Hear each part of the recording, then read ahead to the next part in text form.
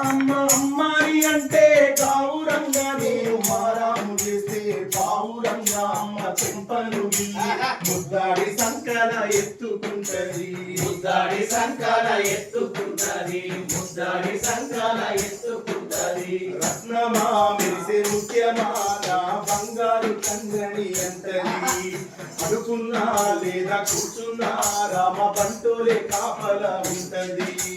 చందమామను చూపి గోరు ముక్కలు పెట్టి చోల పాడిన అమ్మ పండుకోబెడుతది అమ్మా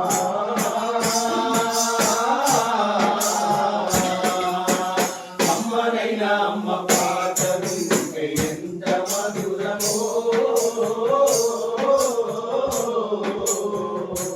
మనసుకు కాదు మరువతరమో